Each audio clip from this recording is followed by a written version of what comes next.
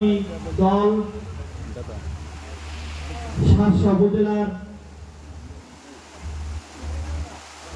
5 নম্বর কুটখালী union BNP কর্তৃক আয়োজিত আজকের এই জরুরি কর্মী সভার সম্মানিত সভাপতি কুটখালী ইউনিয়ন বিএনপির সভাপতি জনাব মফিজুর রহমান, আমাদের মাঝে উপস্থিত আছেন বাংলাদেশ জাতীয়তাবাদী দল কেন্দ্রীয় বিএনপি সাবেক দপ্তর সম্পাদক, শার্শা উপজেলা বাসীর সাবেক সংসদ জনাব রফিকুল হাসান তৃপ্তি। আমাদের মাঝে উপস্থিত আছেন বাংলাদেশ জাতীয়তাবাদী দল শার্শা উপজেলা বিএনপির সংগ্রামী সভাপতি বড় ভাই আবুল হাসান জহির। আমাদের মাঝে উপস্থিত আছেন বাংলাদেশ জাতীয়তাবাদী দল শার্শা উপজেলা বিএনপির সাবেক সভাপতি বর্তমানে প্রধান উপদেষ্টা জনাব খায়রুজ্জামান মধু। আমাদের মাঝে উপস্থিত আছেন বাংলাদেশ জাতীয়তাবাদী দল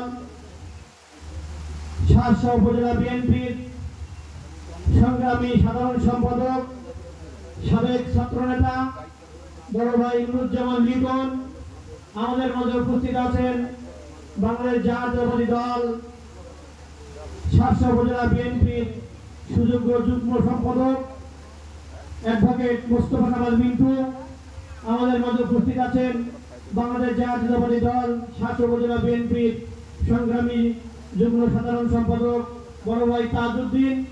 আমাদের মাঝে উপস্থিত আছেন বাংলাদেশ জাতীয়তাবাদী দল শার্শা উপজেলা বিএনপির সংগ্রামী সাংগঠনিক সম্পাদক সাবেক ছাত্রনেতা বড় ভাই সালাউদ্দিন আহমেদ।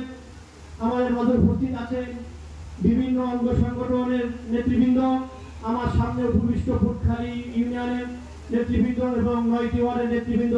সবাইকে জানাই বাংলাদেশ জাতীয়তাবাদী যুবদল যশোর জেলা এবং শার্শা উপজেলা যুবদলের পক্ষ থেকে শুভেচ্ছা এবং অভিনন্দন। সংগ্রামী ভাইরা, আপনারা জানেন ইতিমধ্যেই আমাদের প্রাণপ্রিয় নেতা, দেশবরেণ্য নেতা, যিনি ইতিমধ্যেই দেশ নায়কের খেতাব পেয়েছেন, সেই নেতা জনাব তারেক রহমানের সাথে বর্তমান সরকারের প্রধান উপদেষ্টা ইতিমধ্যে একটি মিটিং করে আমাদের আগামী 26 সালের ফেব্রুয়ারিতে প্রথমে একটি নির্বাচনের তারিখ ঘোষণা করেছে।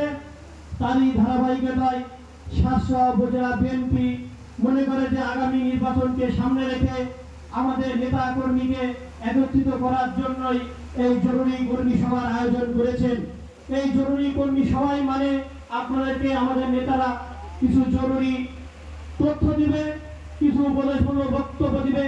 আপনারা আগামী দিন কিভাবে চলবেন, কার নেতৃত্বে চলবেন, আপনারা ইতিমধ্যে দেখেছেন আমাদের 4টি ইউনিয়নে প্রোগ্রাম হয়েছে, সেখানে শার্শা উপজেলা বিএনপির শীর্ষ নেতারা এক ছিলেন, তাদের বক্তব্য একই ছিল। আগামী নির্বাচনে যেই ধানের শীষের মনোনয়ন পাক আমরা তার পক্ষে সবাই নির্বাচন করব, এই ছিল আমাদের প্রতিজ্ঞা। এবং আপনাদেরকে এই মেসেজটা আমরা দিতে চাই।